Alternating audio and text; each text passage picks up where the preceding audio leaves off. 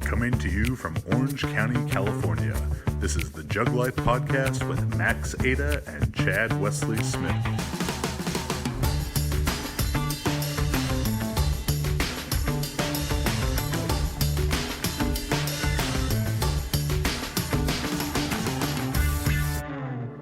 Hey everybody, Chad Wesley Smith here, bringing you another episode of the Jug Life Podcast.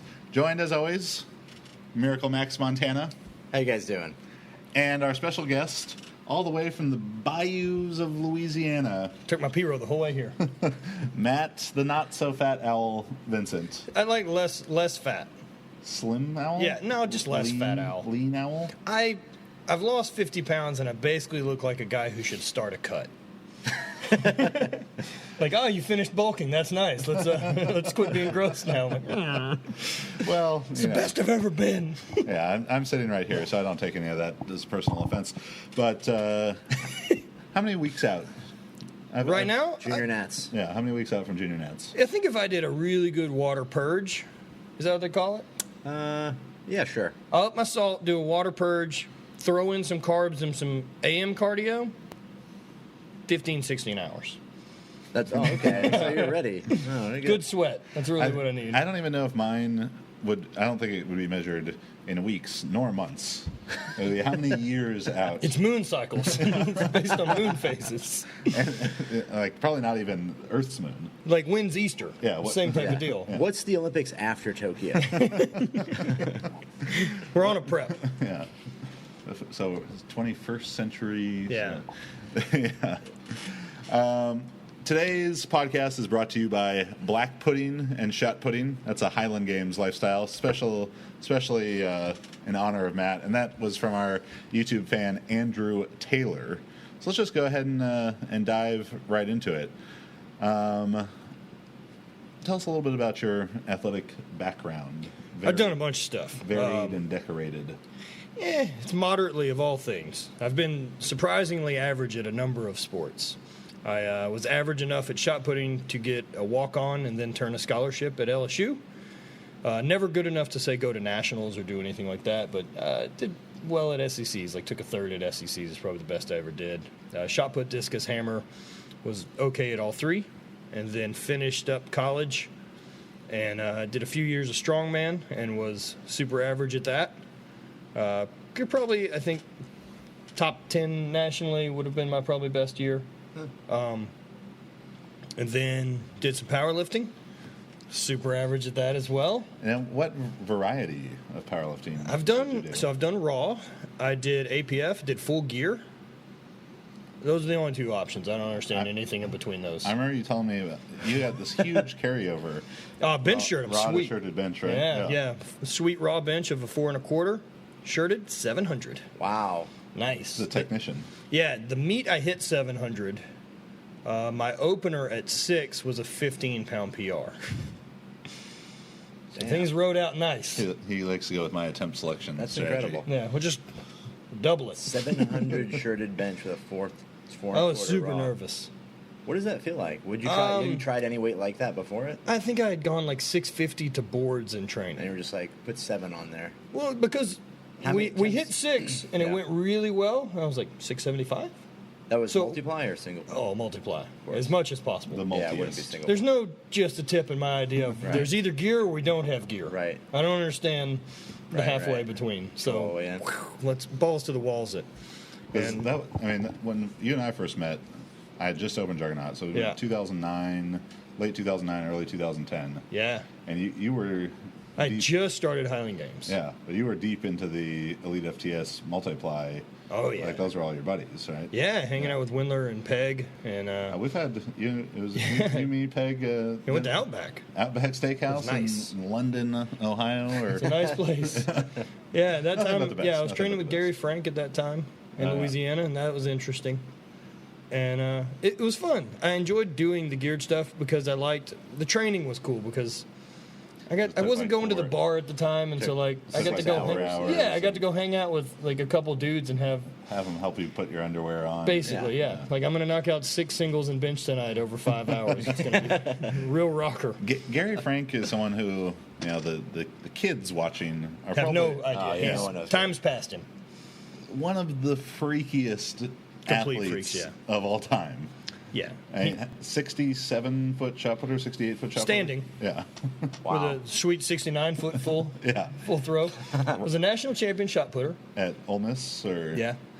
and then went No, to Mississippi State. Mississippi State. Then NFL Combine. Yeah. Dude was like 6'4", 345, and like a 4'7". Yeah, one of the fastest 40 times of all time. Wow. And then in powerlifting, he was the first guy, all equipped, but first guy, I think 2,400, 2,500, 2,600, 27 and 28. He's pulled 9 also? Yeah. Yeah, Pulled over pulled 900? 931. 931. He- Very strong, man. Yeah, he was a dude that I wish, I mean, I don't know if people He's a savage. People are aware of this. I'm not a real big fan of multiply powerlifting, but a guy I really wish that Raw was the thing then to just see what Gary Frank would have done, because he is, all time Just a very amazing, interesting guy. Gary, training program, he's one of those, to me, is an example of like a complete freak. Like the guy's just a freak. Yeah. And a really, really genetically talented freak guy doesn't necessarily make the best coach. Yeah. Now, he could do technical stuff, but as far as like programming goes, in my time with him, anything would have worked well for Gary. Didn't he eat his training fucking sessions would be craziest like thing 6 I've ever hours seen, long? yeah. Because he would be eating full meals. It was just a between sets. Dude, it was just so the old time favorite quote was like, he's done competing by the time I'm training, and so we're having a bench night, and so Gary rolls into the gym with this box of Raisin Canes. You guys have Raisin Canes we got out here? those out Okay, here now. so chicken fingers. And this fried chicken fingers. They're delicious. They are. And so he rolls in with this box of canes with like 7 chicken fingers, this big pile of French fries, and like this 2-liter basically of Mountain Dew. Nice. And like hammers it. He's like, love bench night. He says, when I leave the prison in St. Francisville, it's like 45 miles away where he works, he stops at Cane's and buys this box. And I'm like, that's 45 minutes from here. That's new. Stops again when he hits the edge of town and buys a second fucking order. Nice. Well, you got your travel box. And he's like, there's just nothing. He's like, look at this food. There's nothing better than this. Lean proteins and fast carbs. Nothing better for bench night. I'm like, that's French fries and chicken fingers, man. What are you talking about? Sucking down Mountain Dews. That's awesome. So then after strongman, after powerlifting, then Did a Highland Games. And was a much star was better born. fit. It was a much better fit for me. I immediately took to it pretty well. Was it the skirt? It was. Kilt? There was any opportunity for that. Yeah. I just like flowy. Yeah. I did wear a thong under it for a contest once. People did not find it as funny as I did. Yeah, Marissa was trying to get me to do that at my Highland Games experience last year, but then I realized that I was too slow to make the kilt fly. Get up enough. So then you're it just didn't- wearing a thong because you wanted to. Yeah. Yeah. Do you have to wear shorts under it? If you don't want to be a bloody wreck at the end of the day, I highly recommend it. Okay. Because it's a lot of stop and start. Ah. So the old grease just dries up and gets sticky, Right. Nice. as they call it. Very good. So Yeah, and so I got into the Highland Games, really enjoyed it, and like anything else, did one, found more, did more, and then kind of started at the time. I was traveling a lot for work, so I would set up work trips so that I could travel and catch a game on the weekend and then drive back home or whatever it was. And so did 2009, 2010 as an amateur, and then 2011 was my first professional year. you did amateur. I went straight. You did. You went straight pro, and now you've peaked. You peaked. I did one. I didn't get last. There we go. Someone got last. True. after Someone you- gets last. Yeah. How do you? And if I wouldn't have been so bad at the caber, Yeah, I was gonna say the K-bird seemed like it really shafted you in the end. there. It's one that you just doesn't make sense if you've done other things. there's not a lot of transfer from anything else How do to you? the caber. How do you practice that? I made one at one time. Yeah. I took 3 20-foot 2x12s, glued and screwed them together. Okay. So they made a square, and then I took a skill saw and shaved them down to make it round at the end. Wow. And it's super heavy. I practiced with it maybe twice and then never touched it again. Because doing it by yourself The hardest part sucks. is just kind of getting it to balance, right? I mean, Well, getting the it up hardest onto your part, hands. like if you're by yourself, The is hardest you've part got to was stand picking it up. for me. Yeah, You have to get vertical. right. And then you pick it, right? But so Right. if you're by yourself, like That's hard. you have to put something at the base of it so it doesn't want to slide. Right. you don't want the base to slip out on you, and so you got to put a little tacky on your hands, lock your big meat digits around it, and give that thing a tug as hard as you can. Right. How many times a day do you practice the caber? Not as many anymore. As I've gotten into my 30s, it's just not what it used to be. Right. But back then, 13, 14 times a day, no problem. Do you prefer an extra hard caber, like certain size? You don't want a flimsy caber. Right. That's a trick. You don't want it to look like... length? Length is a more impressive caber, in my opinion. Short, stubby caber, it's not a crowd pleaser. Well, You don't want it to look like Lamar's javelin from Revenge of the Nerds. For you kids out there, look up Revenge of the Nerds. no one in this No, knows right. Revenge of the Nerds. That's a great one. We could Fantastic remake film. that. Ogre? Yeah. That's brilliant. So as you got more into the Highland Games, and I've did the one with you last year, but all the Highland Games people would say that Highland Games is the best kept secret in strength sports. 100%. Tell us about the Highland Games, the culture and everything of that. It's awesome, and the reason it's the best kept secret is most people could convince themselves that it's relatively easy, and compared to the other strength sports, we don't throw anything that's heavy. 56 pounds is as heavy as it gets, and right. so you never have to do an 1,100-pound yoke, which is awesome. But as far as the professional level goes, we get paid every weekend, usually if we go compete, and I'll compete 20 times a year. They pay for our travel. They put us up in hotels. That's really good. Yeah, so I'd say the course of my career, the years that I was pro for about 8, I made between 25 and 30 grand a year throwing. And that was just, that's your hobby. It was a hobby. Yeah. Yeah, I made 25 or 30 grand. That's It's really great. I got to travel around the world like an asshole with my buddies. Yeah. And compete in a made-up sport. Nice. What a concept that promoters of a competition would pay for the high-level athletes who will be participating to travel there. There's 10 of us. There's probably 20 worldwide, but there's about 12 of us that rotate in and out. Now, it's a small group, but if you're at the bottom of the totem pole of the pro group, it's a free hobby. For Right, sure. right. It's not going to cost you. How many people enter these kind of competitions? Pro level's invite only. But like an amateur. There's usually a pretty good crowd because they'll do a lightweight and then they do a masters and they do an amateur A, an amateur B, and amateur C. C would be your novice, has never done it before, and then amateur A is your guys who kind of should start trying to turn pro. And then you have multiple divisions on the women's side as well. Right. Same thing, yeah. At Costa Mesa last year, the very first exposure being in the Highland Games, we were warming up for the first event, and everyone is throwing towards the middle. So in this corner, the women are doing, weight for distance. It's a bit of a clusterfuck, but that's all right. Everyone's very polite. Yeah, so let's map it out for the people watching. We've got people in this corner throwing this way, people in this corner throwing this way, and people in this corner throwing this way, and everyone else standing in the middle. You to learn retrieve. the first thing you learn is you keep your head on a fucking swivel. Definitely keep your head on a swivel.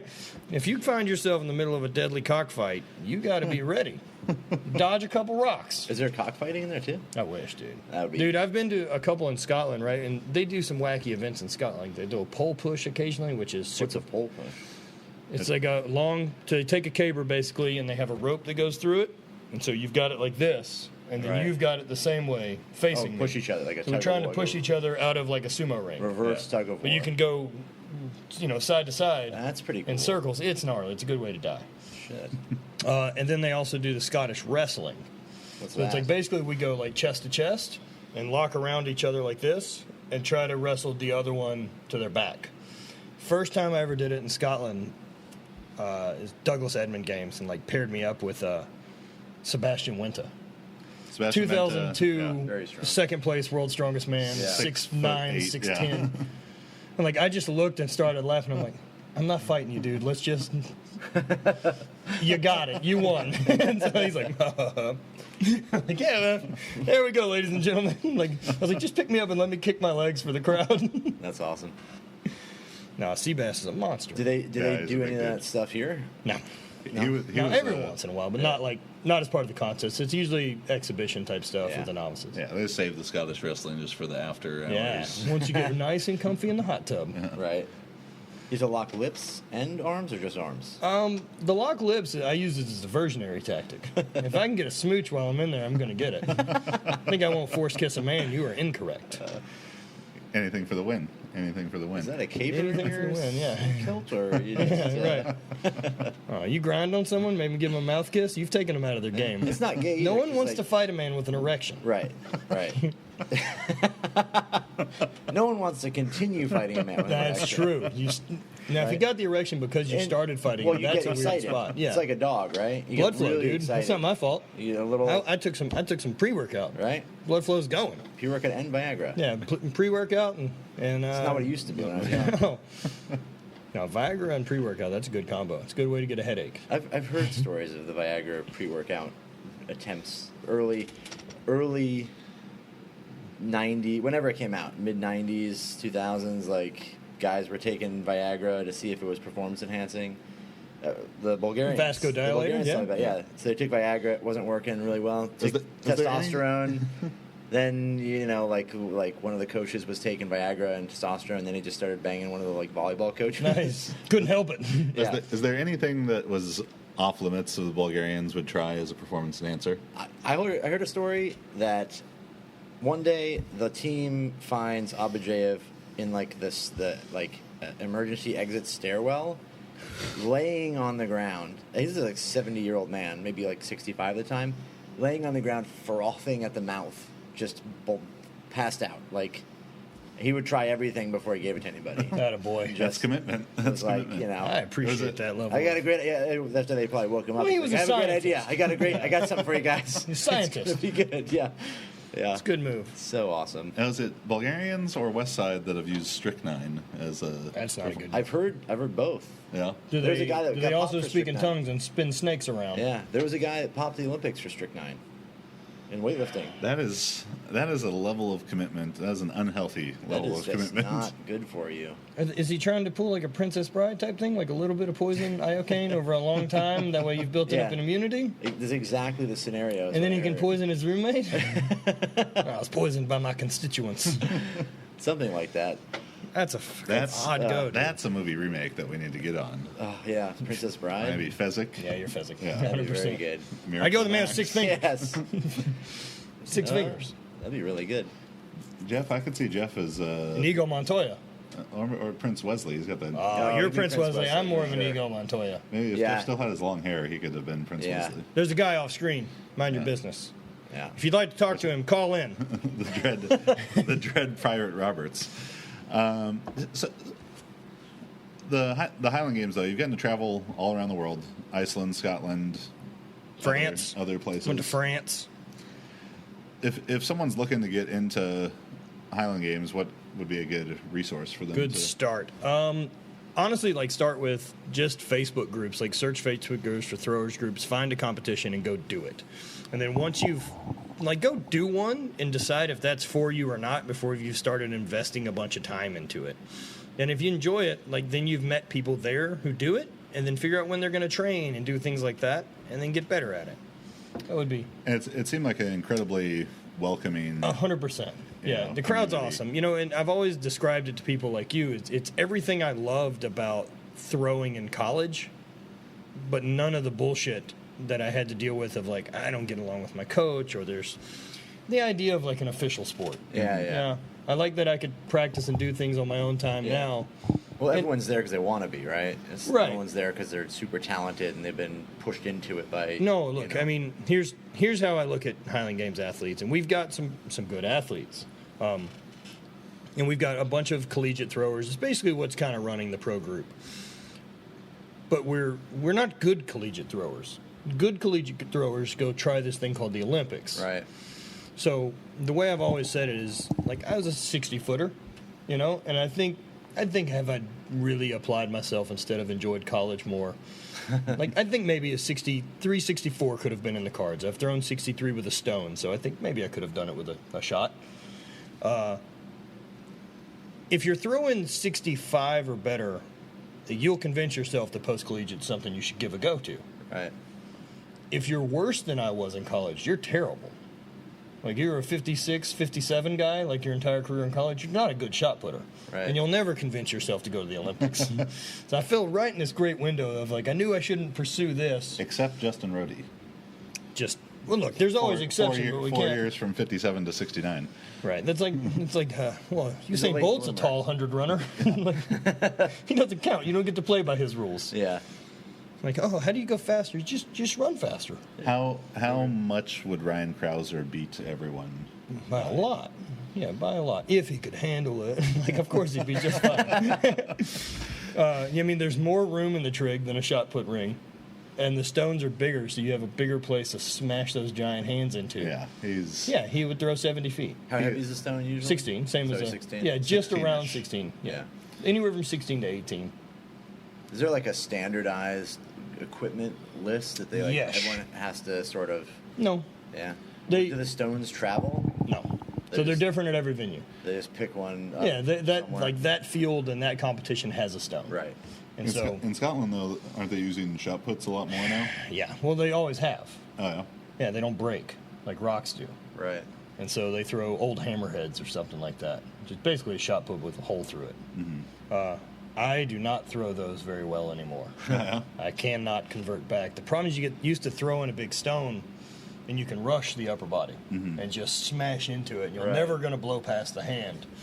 You switch back to that little bitty ball. If you don't lead with the hip and that final bit's the hand, it just bloop. And there's no worse feeling in throwing than that miss one. Yeah. You can take 3 throws like that and feel like you didn't even get to try today. It's like, I didn't even do anything. Like, it's just gone. And I didn't try. It's the worst. That was definitely the hardest part for me. And yeah, I'm not very limber these days compared to my past athletic life.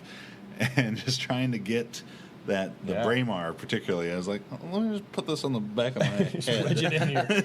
Help! Ratchet strap this arm in. Yeah, Highland Games are a great time. I think more people should look into doing them. Yeah, I was at a very long track career previously, but 2 practices. I think I actually practiced 3 times in about 3 years for Highland Games related stuff. I mean, if you were a One thrower time 3 years in ago college and- at all, and 2 times give a it a week go. before. You'll enjoy it. If you were a thrower, it's going to be fun, for sure. I'll be sad not to do it anymore, but wah, wah.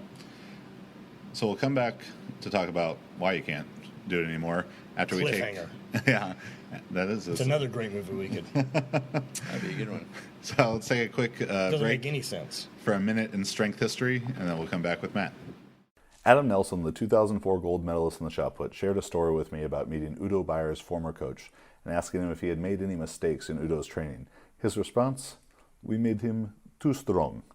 And anytime you hear a world-class shot putter whose coach describes him as too strong, you know you're dealing with a true phenom of strength and power. Bayer's strength is truly amazing. Competing for East Germany, standing 6 foot 5 inches tall and weighing about 330 pounds, Bayer won gold in the shot put in the '76 Olympics and added bronze in the 1980s, and he held the world record on 3 separate occasions. The lift that Bayer's coach referenced as evidence of him being too strong is an astounding 275 kilo, 606 pound seated behind the neck press.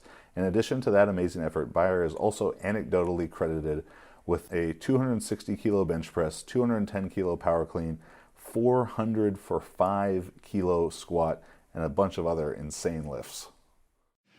All right, so we're back with Matt Vincent, and I know we left you, at the edge of your seat, and Matt mentioned that he's not going to be able to continue his Highland Game career. Which, how many times were you world champion? Twice. 2 times. Took 4 second places. All to Dan. Yeah. Wow.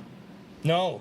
Scott Ryder last year got the win. Oh yeah, that guy's a Oh, star. and I took a 3rd. I did But there were 2 world championships last year. 2? Took 2nd at one of them. It happens. they're going down the road. We're a loose sport. Going down the There's route. 2 worlds. Yeah, going down the route of powerlifting. Not as bad. Well, you don't have like 4 world We don't have any championships federations. the same weekend. There's not 4 world championships. No, that's not the case. There was going to be this year. There were going to be 2 on the same weekend, but I think one of them isn't doing so good at trying to promote. Scott Ryder is a fucking stud, though. Scott's a stud for sure. Strongman contest against that He's guy. got super knobbly knees though.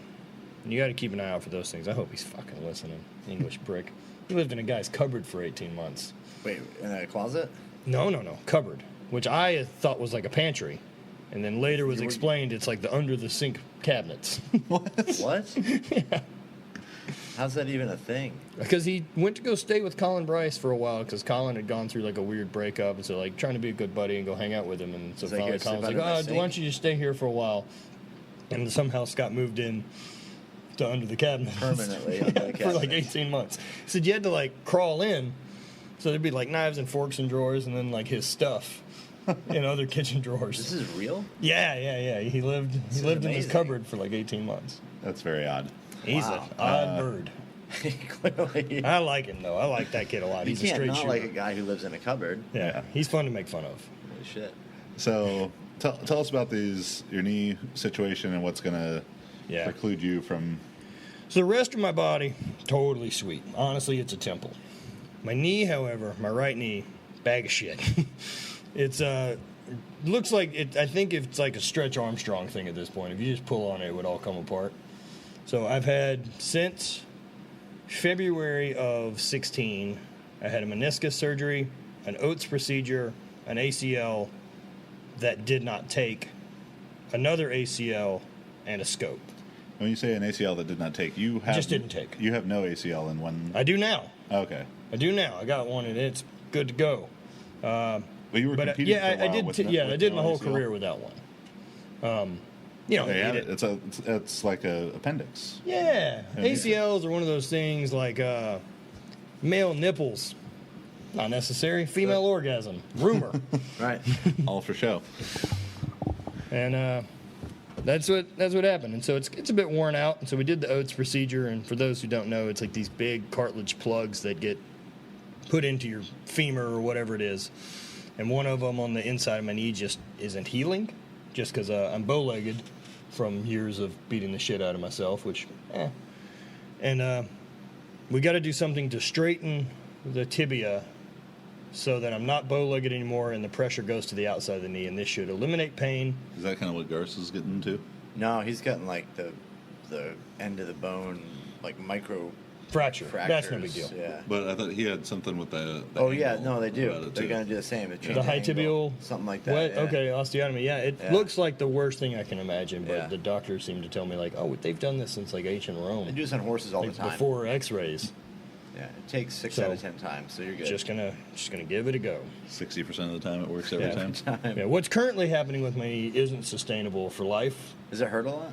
Yeah, most all the time, and I can't like go upstairs. Oh, Squat really? 500 probably could do no problem, like as a Right. Hatfield style. Right. Go upstairs, real problem. Huh. Wah, wah.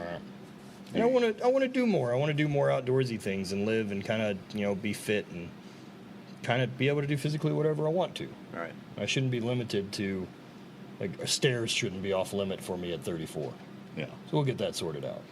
And I think something you've done a really great job of is it's easy to have an injury, especially a serious injury that requires surgery, and become so depressed, dejected about that, and kind of lose your way. But you've done a fantastic job, I think, of sort of diverting, or redirecting your energy.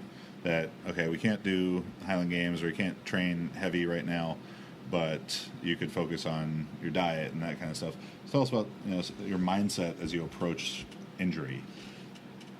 The way I've always looked at it, right, is you can really get dragged down to and that depressed feeling. And look, man, there's moments. It's not like it's all sunshine and sausages over there, but It's a lifestyle, sunshine and sausages. yep, you focus on what you can do.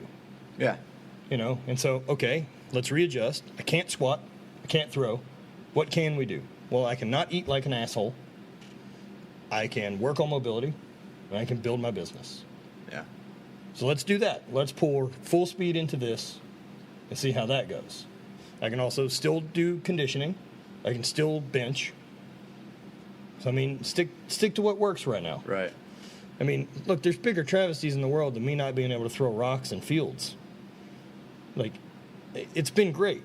Like, all of my friends in my current job and business and all this is due to I spent 10 years competing and traveling, doing something I liked.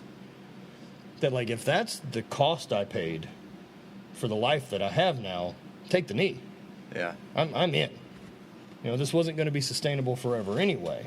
Yeah. And the Highland Games thing and winning world titles and doing all that, while I love it and I'm very proud of it, like, it doesn't define me. And neither does my total or any of those things. And so the gym's going to be a constant for me in whatever capacity that it's going to be there. Whether that I'm going to focus on some conditioning stuff so that I can do different things like that. Or, you know, what if I want to feel like doing a bench-only meet? So do a bench-only meet. You know, but do what you can. I mean, you see guys out there like Derek Carver with one leg. Yeah. You know, he's not fucking pissing and moaning about it. That dude is gnarly. He is funny as Yeah. shit. I also don't have a job that requires me to roof houses or my family starves. Right. I'm in a great situation. So sitting there and pissing and moaning about my knee not working, woe is me. Yeah. You know? You feel like that's a big problem with, like, it's so different now than, let's say, if you had, you know, Gary Frank's day, right? Like, Right. Where people, it seems like there's two, like, you either get involved in it, you're doing the sport, you're doing that, and you focus so much on that, and you neglect Everything else that it's like, yeah, to a degree, like, yeah, you have to devote a lot of your life and time to being a professional athlete. That's obvious, but not 100% of it. There's definitely aspects that you can set yourself up for. I don't know, because I think, like, if otherwise. you're going to pursue, like say, like Adam Nelson, right? Like that guy, like your Olympic shot putter that did 4 Olympics. Like, that's not a balanced individual. No. You know what I mean? And if that type of greatness you're going to pursue, it, I think, does require that. Yeah. Well, I wasn't destined for that level of sport. But I mean, do you think that there's no time for him to set up or try to slowly establish? Of course there is. It's kind of like people are short-sighted, and it seems like maybe more so now with more people that are shitty at what they're doing, short-sighting the idea that, like, oh well, I'll be a Fitspo model for the next 25 years. Like there's kind of a lack of planning or thought process to, like, maybe I should, like, kind of think this through a little bit. Invest in a little bit of my future here, and they kind of lose sight of that. I think what happens with the people, and, like, I'll just use Olympic level, like track athletes and stuff like that as, the real example. That there is such singular pursuit, and there isn't this idea of, like, oh shit, I can't do this forever. Right. What's next? And I think part of that, it's like, if you've got the same personality that's going to be able to push and be singular focused for 16 years on a thing, you're also not the same personality that's like, I'll spend the other time during my day not thinking about shot put. Yeah, that's true. That Venn diagram doesn't overlap well. Yeah. Yeah, it's interesting.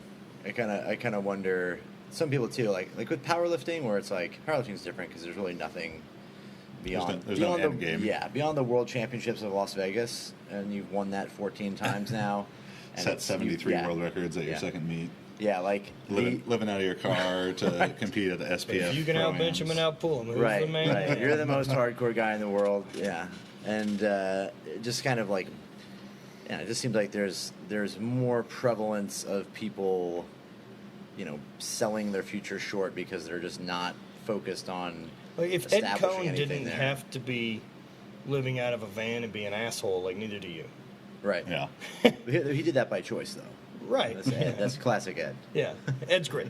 But, I agree with you, man. Like, I think there should be a little bit more focus on a well-rounded life. Yeah. And that's really what's always I've always thought about. And for me, it's always been like, man, I want to travel. I want to spend my time around awesome people doing neat, fucking unique life experiences. One thing that's been interesting to me is that my exposure to, like, weightlifting was very super regimented. It's like you got to train. The thought was everybody trains 7 days a week, 365 days a year for 10 years. They sacrifice everything. The person who sacrifices the most and trains the hardest gets to the top. And what's been kind of eye-opening is, especially with the top-level people, is it's kind of been not as true. You know, when we met, like, Ilya Ilin and Klokov, they talked about taking time off. And sure, there's extenuating circumstances that change that for people. You know, maybe they're doing something they shouldn't be doing. You know, there's doping. But how much of that is sort of in a position where, yeah, they do have this time, these breaks, you know, that allow them to kind of facilitate other aspects of their lives. It seems like, yeah, it's here people kind of get sucked into it, and it's like 100% like, you know. The trick is what you see those guys doing is toward kind of the twilight of the career do that. Yeah. They're still on top enough that there's enough credibility. Yeah. But we're also in a weird spot, man. Like, the social media thing didn't exist 10 years ago. Right. Yeah, so it's like, it's different, right? I mean.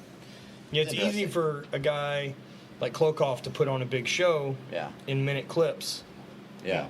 The guy's crazy impressive. Mm-hmm. You know, but without social media, he's not doing what he's doing. Right. Like, I don't fucking know that guy's name. Yeah, he's just another strong Russian guy. Right. So I think there is some to it, man. And like I like the balance of life, and part of the truth is why Highland Games worked for me. Yeah. Is it didn't require that. It didn't require me to train like it's my job. There were days that I did. Yeah. And there's definitely a lot of time that I put in, but I liked all of it. And it came very natural. It was a sport that applied very, very well to the skill set that I have. Yeah. And so I played to my strengths very, very well. Yeah. But, I mean, there's definitely a point where I reached, like, this is going well enough. What's some of the, let me do less so that I can do more of this. Right. Yeah, to use it as a vehicle to get other things that you're, do other things that you're interested in doing. And I think more people need to look at powerlifting particularly because it's a hobby. There's no such thing as a professional powerlifter. There ain't ever going to be such thing as professional powerlifter. The really rich disagree with that one. Fucking 100%. But yeah, you're They've got Corvettes. You're not going to go to go to buy a house and be like, well, here are 6 powerlifting watch world record certificates. They are nice. Please accept these as legal tender. I will take that doesn't work that way so good. Yeah, it's not ideal. Best lifter at the meet. Yeah, that's Grass Valley Championship right there. Right. That is worth 30 powerlifting bucks. What's the exchange rate of a powerlifting buck to a weightlifting nickel? Depends on the power of the yen. Weightlifting nickel. Yeah. It's based on the weight of the yen that year, and I mean how many hot dogs you could buy. Who knows? Yeah. Let's take another quick break for a get to know me minute, and we'll be back with Matt. When I decided to start lifting, it was something I'd always been interested in. From being a little kid, seeing my oldest brother Adam in high school football, and I remember when they could do like the pec pop thing, and I thought that was like the coolest thing ever. And I thought that my brother was so big and strong, and then in hindsight he was like 5'11", like 170 pounds, but to 5-year-old version of me, he was huge. So I remember seeing him and his friends lift, and I had like a weight set in the garage, and I was just always really into it, from them and seeing Arnold Schwarzenegger movies like Commando. Probably saw a VHS of Commando that we recorded from the TV, so like you could still see that little end bits of commercial, and maybe the next one after the commercial would start like 5 seconds too late because my brothers weren't paying enough attention to press record again. But seeing that and the Rocky movies and stuff, I was always really interested in lifting and interested in being like the biggest and strongest possible. My mom told me that when I was a little kid, 6 years old maybe, I was in Sunday school at church, and they did the story, the David and Goliath story. And at the end of it, the teacher asked, like, well, all right, kids, well, who do you want to be? And obviously you're supposed to say David because he's the good Bible guy and he wins. But I raised my hand. I was like, I want to be Goliath, and it was because he was really big. So I always thought that was cool. So as Matt was talking there about getting to travel the world through Highland Games and how that's affected his current brand. You've recently, you've been an entrepreneur on the side, kind of as a while, for a while, but now you're all. Yeah, I'll go. I started HVIII Brand in 2000. I guess probably 12 is like when I first wrote a book, which wasn't really a start to HVIII Brand. So I talked about like the idea of the idea of the hate that kind of sparked the brand, and then had enough people that I guess had read the book at that point that felt like I should make some shirts, and I was like, I don't want to do that, and then it snowballed. So now I have an apparel company based on it, and that started in October of 2014 was our first piece of apparel, and now this is what I do for a living. But I had another really good job and career that I'd spent like 6 years at. 6 years at that job, 10 years total in the field in petrochemical industry doing outside sales. And so it gave me a really cool leeway to start a business because I didn't need the money from it to pay my bills. Right. So I never had to do things that I thought like question some integrity of what I wanted to do, either design-wise or what we wanted to put out. Which is question of integrity design-wise, like assless chaps integrity? mostly assless chaps, but more bedazzled chaps. Oh. All chaps are assless. Have you ever tossed someone else's caper?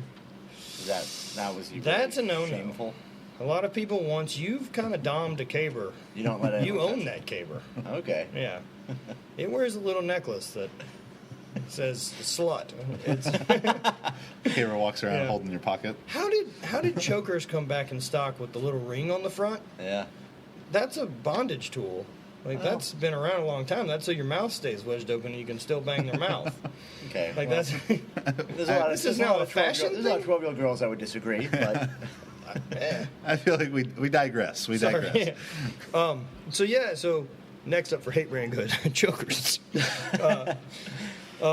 So it just kind of continued until in March of this year, the people I was working for, and I knew writing was on the wall, that at some point they hadn't shown any real interest in pursuing the area that I was hired to grow. Mhm. And it's tough to be an outside salesman without the people to sell in the area. So everything, it's how it worked out. And so eventually I just knew that they were going to let me go. And so they did. And I've just jumped full force into what I was doing already, but now don't have the anxiety of like, when are they going to fire me? right. So it's nice. There was some stress, but what are you going to do? Now I get to do whatever the fuck I want to every day. Yeah. That's pretty Relatively speaking, it's not like I'm swimming, not Scrooge McDucking around swimming pools of cash or anything. Right. But I have a small pool in the backyard and it's warm. Cool. There you go. I think, when people talk about being their own boss, and I've been doing Juggernaut now for 8 years, and it's of course fun and it's great. I can never imagine working for someone else. That would be really strange again. But it is very difficult to not let it consume you at times, because you're your own boss and you can take a vacation whenever you want, I guess, but Yeah, but you're always working. yeah. Yeah, I can always leave town, but I'm always on call. Yeah. I don't ever get to say like, fuck it, I'm not answering emails for a week. Yeah. Like, that doesn't exist. It's almost like the difference between being self-employed or having a business. And the best Right. way I've ever heard it, right, is being self-employed is awesome, but now you're choosing to work 90 hours a week for you instead of 40 for someone else. Yeah. Yeah. And I'm happy with it. If this works out indefinitely and this is what I do, awesome. I want to travel more and meet more awesome people and lift in places and eat food and see the world. That's what I'm planning on doing. Make videos about it. Apparently videos with designed for people with short attention spans. That's what they say. That's what they say. It's 98% bullshit, 2% information. I try to keep that lower than that, actually. I don't know if they're 1% snuck in there, but Yeah, I like that they doubled the information output I'm trying to go for. So what are some things that the near future maybe has in store for HVIII Brand? So we launched our coffee brand, Habit Coffee Company, about a month ago. So that's going well, and so that's I have some of that. Yeah. It tastes very good. Very happy with how that's gone. So we're working on doing cold brew and doing a canned nitro, and then working with step one kind of is that's something that I can actually push locally to me and get like in stores and shops around Baton Rouge and see what I can do with it in that direction. So that'll be a fun new thing that HVIII Brand's not going to do. I am never going to have a storefront. It just doesn't make any sense. Right. Like, why do that? It would be like having a gym. Yeah, like friends in Baton Rouge that are like, oh man, there's this thing downtown. Like, you should have a pop-up. And I'm like, why would I do that? Yeah. Like, I don't house my inventory, so I have to ship stuff to me to go do this and then ship it back. This is a terrible plan. Doing that, we're working on just trying to expand HVIII Brand to more of a lifestyle thing, so a little bit less gym apparel across the board and some more other stuff that I could wear not so much in the gym. But we'll see how it all goes, There's been a topic over the concept of the world's strongest hipster. A playlist that I have on Spotify by that title, but I think both you and I have used the hashtag. I think that's before. fair, yeah. And I always went with world's fattest hipster. well, I would definitely. But beat that's you in definitely that not case. true, though, because, man, I have seen some slopopotamuses out there rocking around. I guess it's a sliding scale of strength to hipsterdom. Where You got way more strength than I do. and you definitely have way more. Way more hipster. Yeah. If our powers combine, though, we're like a fucking Voltron of strength hipster. How much hipster could you be, and weakness could you have? I was in Oakland the other day and saw a man with a beret painting and a on leather the sidewalk. apron. Yes, painting on the sidewalk. Like, What do you have a leather apron for? You don't look work like in a cartoon machine shop? character. Yeah, it's like You make coffee. the belts. They always have like there's always these like belts like Yeah. looks like from like Game of Thrones or something. That's a good look. Runes and stuff. They Yeah, pull it's a out. good like, look. Yeah, that level of hipster, but like very mediocre strength or Like curls 100 pounds. right. That'd be very high. That's I one don't end think of the this bell man could have curve. curled 100 pounds. Yeah, that's one end of the bell curve. Zydrunas Savickas is the other end of the bell Right. curve. Is Zydrunas I heard Savickas put occasionally on- he listened to the XXs, so I mean, that's his street cred. I don't know if they're cool anymore. You've probably never heard of the band he likes. He only listens to it on. He only listens to it on vinyl. Well, 8-track over there. It just gets piped in on Soviet. Yeah. Yeah, I think between the two of us, we've got it wrapped up. Oh yeah. Cast your votes. World's strongest hipsters. Call in. I'm not very Taking strong calls. right now. Yeah. The call center is live. Yeah. Call in now. We're taking your calls. Yeah. So you guys are doing just expanding the coffee, clothes. Yeah, just kind of growing it all, right? And like, I mean, the other side of it for me too is I really enjoy doing the YouTube stuff that I've done. I really enjoy trying to document. I enjoy editing footage, and I like shooting, and so that one's one that, I mean, look, it all drives the business, but I really like doing it. And the way that it kind of started was like, man, I kind of know everyone. I travel a lot. Like, this life's not terribly normal, and I want to show off that. Like, I'm not so locked into this. Like, I'm only in the gym. I'm so fucking my schedule's not so fucking fragile that I can still get the work done. Even hurt right now. That what I can show is that I am going to train every day. I'm going to do something, and still live my life. I don't have to be so locked into this thing that I can still have these cool relationships with awesome people in the strength community, and I don't have to be so locked in that, like, no, dude, I can't go tonight and do anything because I have to train tomorrow morning. Yeah. If I don't hit my 3 sets of 3, this whole Right, training right. cycle's a fuck. Like, that's not how it works. And for me, at the level I'm at right now in the sport, being kind of retired, I guess, dude, training for me is effort. And as long as I can put in effort, I'm going to be fine. And I mean, look, there's a difference if you're trying to be the best in the world at something. But I think there's some reality checks that would be really useful and help people be a lot happier if you could be aware that maybe that's not in the cards for you.